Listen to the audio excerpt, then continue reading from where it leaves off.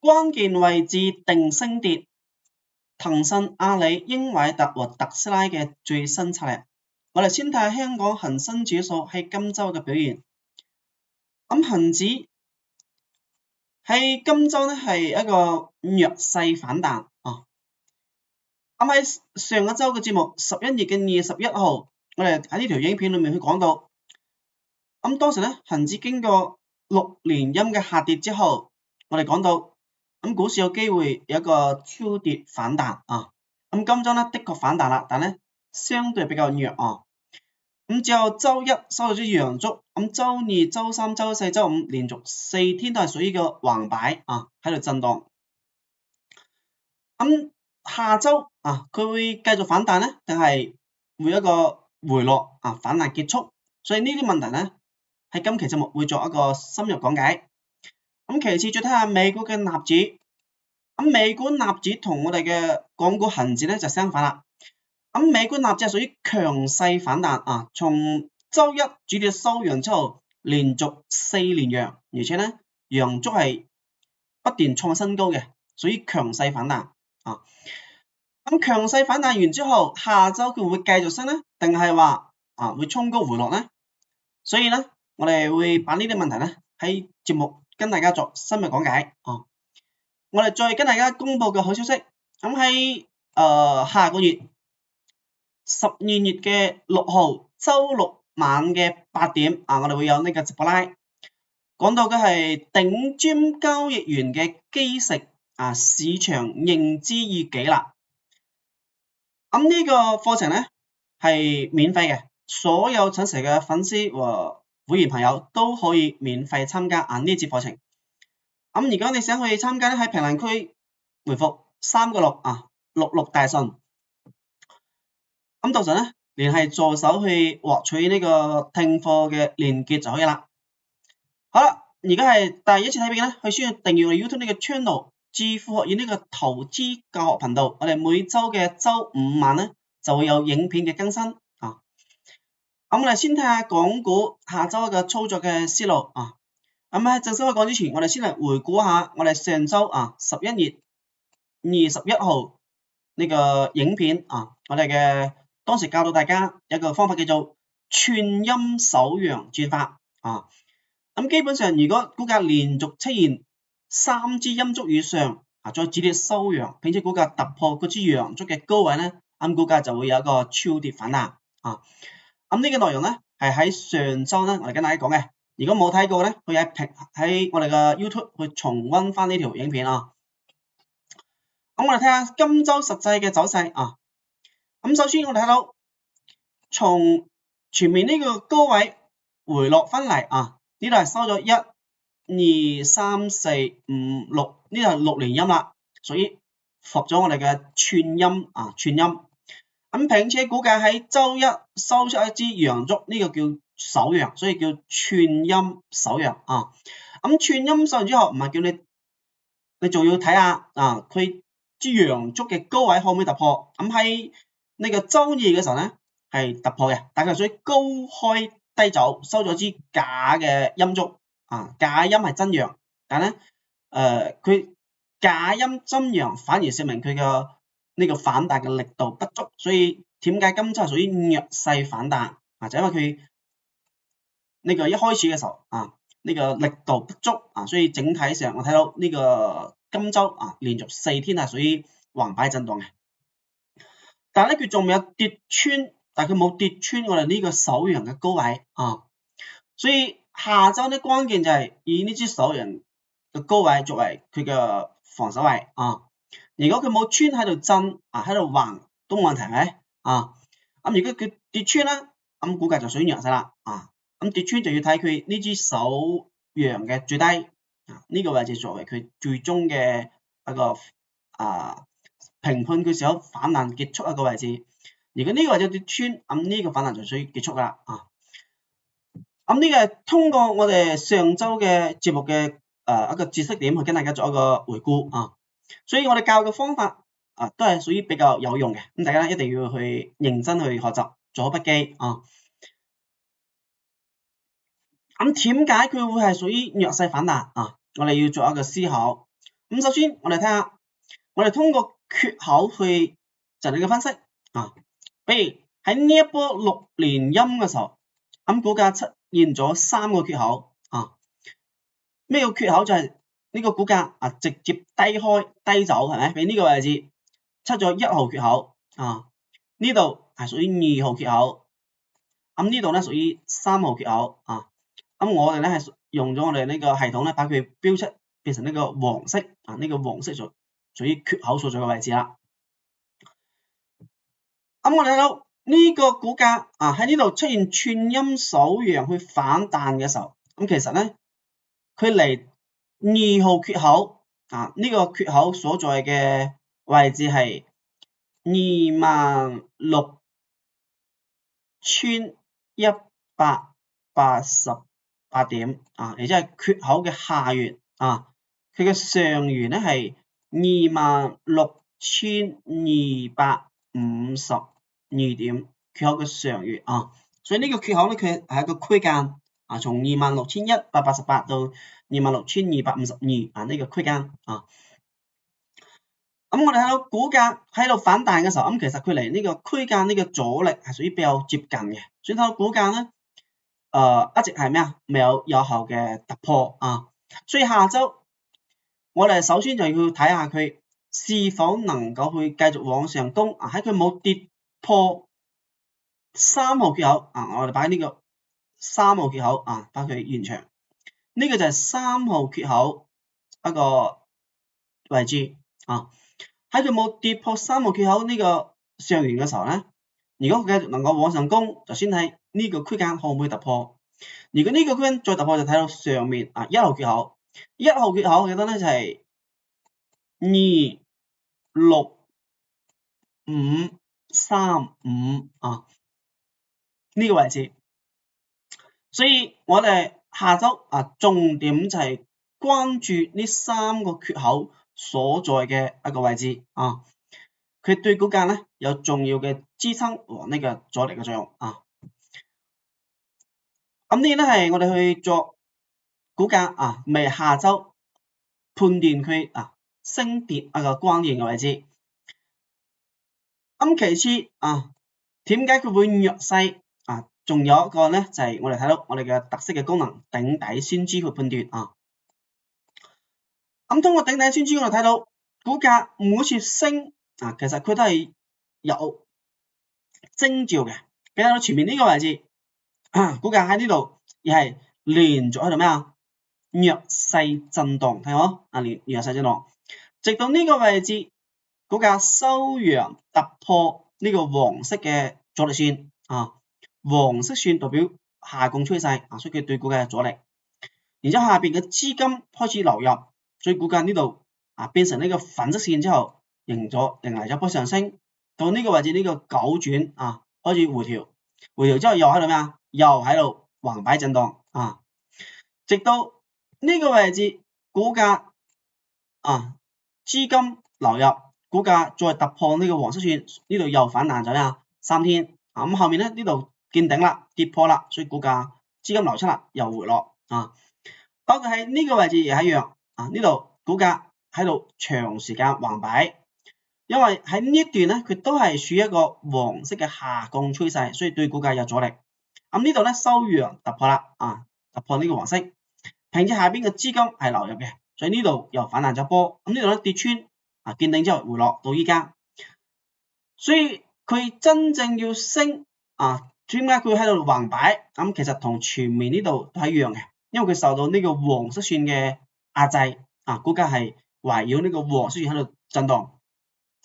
目前咧佢呢條黃色線依家仲係黃色，係咪？咩時候先能夠真正確認佢會轉勢咧？會轉向好咧？就係呢兩條線啊，粉色線、黃色線黐埋一齊，股價收陽突破黃色，係咪？下邊嘅資金持續流入，咁佢先能夠再咩啊？再升一波啊！好似呢啲走勢係。咁嗰日喺度反彈，啊碰到呢個黃色又回落，又喺度反彈，誒呢度突破啦，啊突破收陽，啊資金又係咩啊流入嘅，所以呢度就升咗啦，啊咁日線嘅走勢咧，一般呢度升係咪？一般就1到2周啊，呢度啲升一般1到2週啊。咁後面就睇下佢咩時候能夠突破黃色下降趨勢嘅一個阻力，並且資金流入先能夠代表佢真正會反彈一波咁即使反彈咧，而係1到2週弱勢嘅1週，強勢嘅2週，係咪？咁如果佢突破唔到咧，就會繼續咩轉勢向下所以咧呢個我哋要特別去跟蹤嘅。咁如果通過我哋嘅周線去睇周線目前睇到冇比如呢度係咪粉色變成黃色線黃色就代表下降趨勢，對股價就有阻力，所以睇到呢度反彈都係呢條黃色線之下，係咪？咁呢度突破啦，突破資金流入，所以升咗波。咁到高位九轉又開始咩回落，喺呢度呢個紅色趨勢帶受到支撐止跌，然之後一波上升。咁呢度咧突破黃色，所以一波上升。咁依家咧從呢度跌穿之後，係咪一直係黃色所以睇到呢度反彈回落，反彈回落，反彈回落，係咪所以呢個周線目前就係屬於一個震盪喺呢條黃色嘅下降趨勢線喺度預咗喺度震盪目前咧佢嘅周線資金仲係流出嘅並且亦未有真正突破呢個黃色轉勢資金流入，係咪？所以後面股價兩種情況，第一種喺佢冇跌穿前面呢個9轉嘅防守位嘅情況下，冇跌穿呢個位置嘅情況下，咁股價就喺度繼續震盪，直到咩時候資金流入，係咪？突破黃色轉勢再拉升，呢度第一種。咁呢種情況咧係相對好嘅因為佢喺度震盪冇問題，係咪只要佢冇大跌得啦，呢係第一種情況。咁但係現場就咩唔係好好嘅比如佢跌穿呢個防守位，再向呢個紅色帶開始回調到紅色帶再止跌然之後資金再流入呢度再升咁呢個咧就屬於弱勢啦，因為佢從呢個位置跌到呢個位置，佢嘅空間就比較大呢度大概係差唔多22,000到23,000附近呢個位置，所以我哋就睇下佢未來到底走邊一種方式，係第一種咧定係第二種咁關鍵就睇佢呢個9轉嘅一個位置到底係跌穿定係唔跌穿去判斷咁呢個咧就係我哋去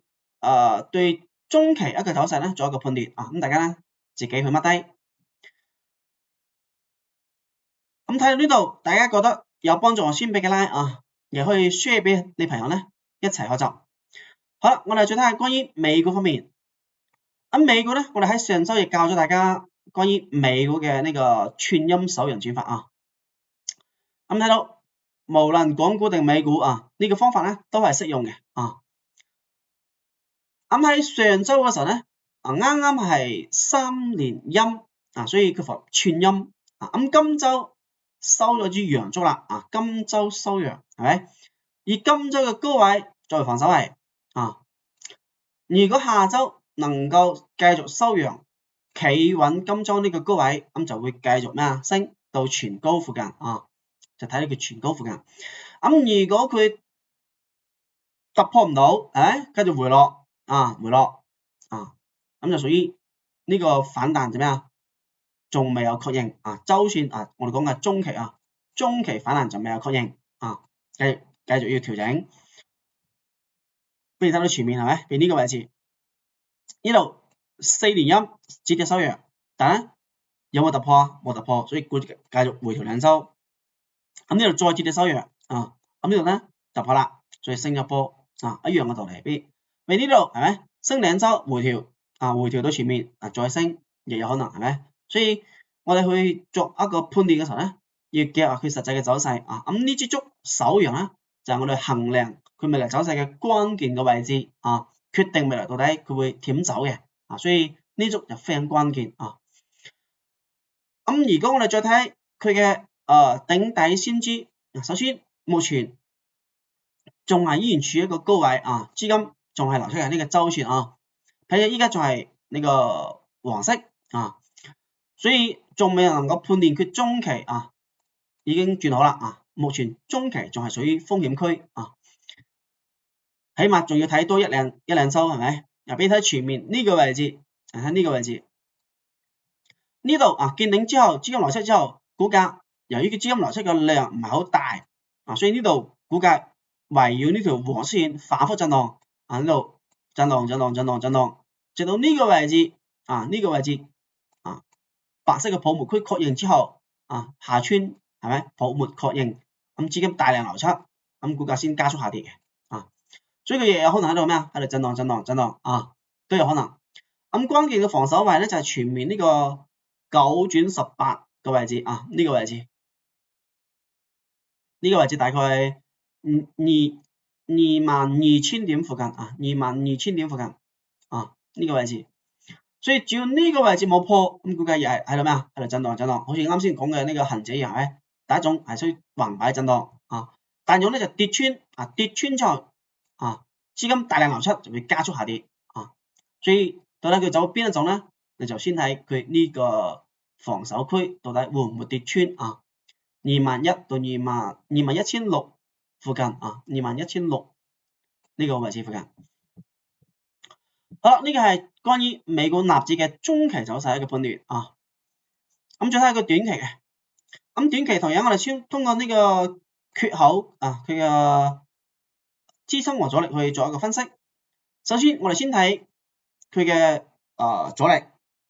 咁喺今周嘅周四，佢已經到達第一個阻力位啊。俾睇前面啊，呢個白色嘅缺口代表向上嘅。向上跳空啊，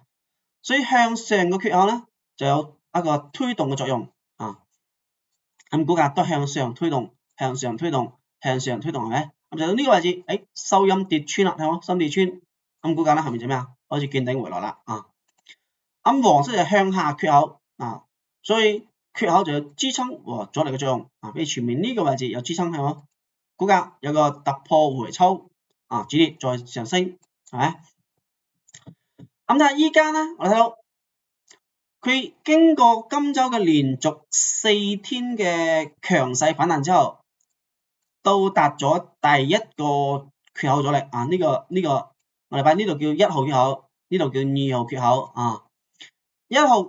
缺口嘅阻力係23,278，咁喺周四嘅時候咧，就最高位就啱掂到啦啊！所以周四係一個帶有長嘅上影線和下影線嘅一個陽燭，咁點解佢會有下影線咧？因為佢當時呢個位置又係一個缺口啊，係略微向上高開咗嘅啊，咁呢個缺口就變成咗我哋嘅支撐啦，亦即係防守啦。咁呢個位置係我哋揾佢最低23,070點啊，呢個位置作為呢個短線反彈嘅防守位。咁只要股價冇跌穿呢個位置啊，暫時咧都係睇上嘅啊。咁如果佢回落翻嚟跌穿呢個位置咧，咁就注意啦啊。咁如果冇跌穿咧，就先睇佢可唔可以突破23,278。如果突破，就有機會再到咩啊？上面1號缺口呢個位置啊，1號缺口嘅位置係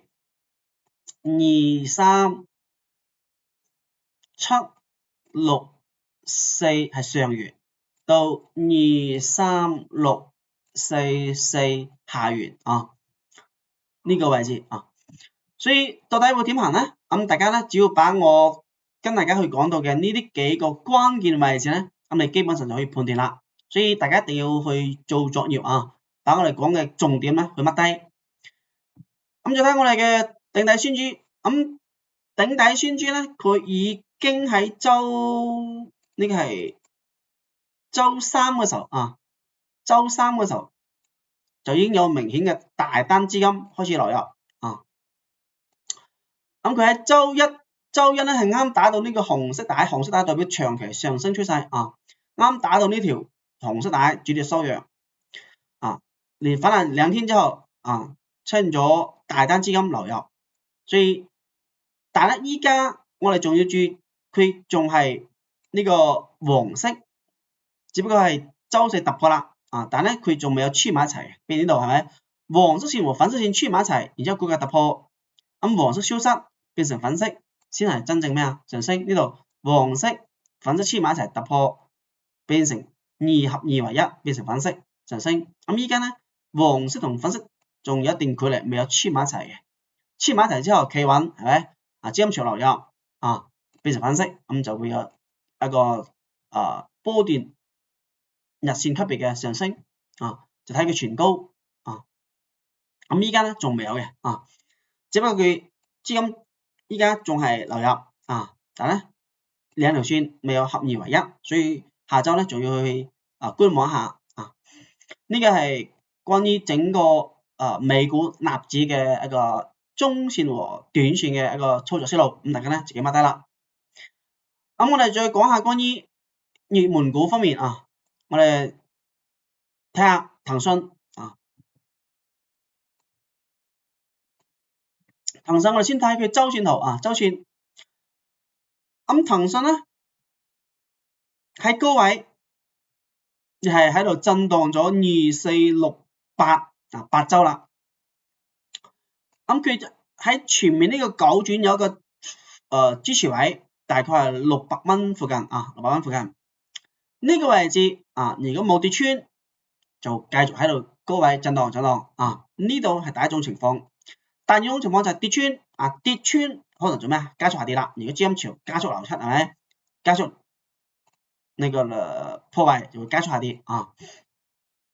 咁跌嘅幅度後面再睇佢會唔會跌穿先所以依家暫時咧，騰訊就先睇600蚊可唔可以守得住？600蚊守得住就繼續喺高位震盪直到資金流入，咁中期先調整結束。俾呢度係咪喺度震資金流入啦，突破啦，升係咪喺度回調資金流入啦，突破啦，升咁依家咧資金就流失嘅繼續觀望。咁再睇下關於阿里巴巴我哋睇佢日線阿里巴巴從高位呢度轉勢係咪由粉色變成呢個黃色一直係黃色嘅。咁目前咧佢回到紅色帶有支撐，你睇前面呢度係咪突破之後，咁估計喺度圍繞喺度紅色帶喺度震盪冇問題即係呢度叫洗倉，咁突破之後先做拉升。咁目前咧亦係打到啦，咁所以首先睇下佢後面股價會唔會跌穿呢條紅色帶，跌穿就弱勢啦，冇跌穿喺度橫都冇問題嘅喺度橫一段時間係咪？然之後呢個再突破呢個黃色然之後變成粉色係咪？呢度資金潮流入，咁佢就有機會咩就升咁而從我哋嘅頂底先要睇咧，佢依家嚟呢條我哋嘅安全區仲有少少距離如果能夠回到呢個位置變成呢個黃色金黃色係咪就見底啦日線就見底啦。咁目前咧仲未到所以可能佢仲要震一段時間咁呢個係阿里巴巴咁只要佢冇跌穿，暫時去觀望咁呢個係中芯，咁中芯咧同阿里巴巴啱先比較類似咁中芯又係啱打到紅色帶喺度呢個上緣呢度喺度震喺度橫咁佢咧亦係離呢個底部仲有少少距離，未有到如果能夠打到變成黃色係咪？資金流入咁日線咧就有波反彈啦，超跌反彈係咪？因為佢從前高跌到依家亦跌咗一段時間但係佢目前就係黃色一定要突破之後黃色變粉色呢度係咪？黃色變粉色先會變成升，資金流入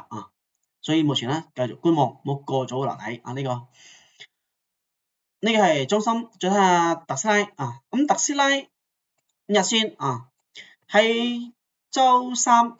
亦係有大單流入啦睇到冇？譬如呢度前面又係大單流入係咪？咁股價圍繞呢個紅色帶喺度震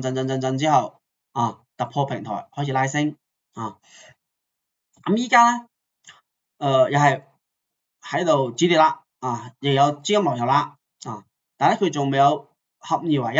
呢個黃色線係咪？未有變粉色線，而合二為一變粉色資金流入，好似呢度係咪就有機會繼續拉升咁如果有咧可以暫時揸住短線嚟講再睇下英偉達咁英偉達咧又係回到呢個紅色帶止跌嘅，但係目前咧就係粉色下降趨勢，未有轉勢嘅，資金又係綠色，未有流入咁離呢個底部亦有少少距離，所以英偉達仲要等一等等下佢咩時候資金流入啦係咪呢個粉色呢個黃色和粉色帶呢個趨勢合二為一啦，變成黃色呢個粉色啦，咁先回升啊。再睇下蘋果啊，咁蘋果睇下周線啊，蘋果我哋講啦，之前講啦係咪？中期佢仲未有風險確認嘅，佢係呢個粉色帶粉色線仲係粉色，未有跌破變成黃色係咪？咁其次咧，呢個風險泡沫區仲係未有泡沫仲未有確認啊，未有跌穿，咁資金咧仲未有流出，所以三個條件裏面三個都未有出現呢個確認嘅信號，所以蘋果咧最近就係屬於比較抗跌嘅啊，依家仲升緊，但係咧唔建議你去追高啦啊，只不過係如果你之前低位揸嘅，可以暫時揸住，咁咩時候出現咗沽貨信號啦，就沽咗佢啊，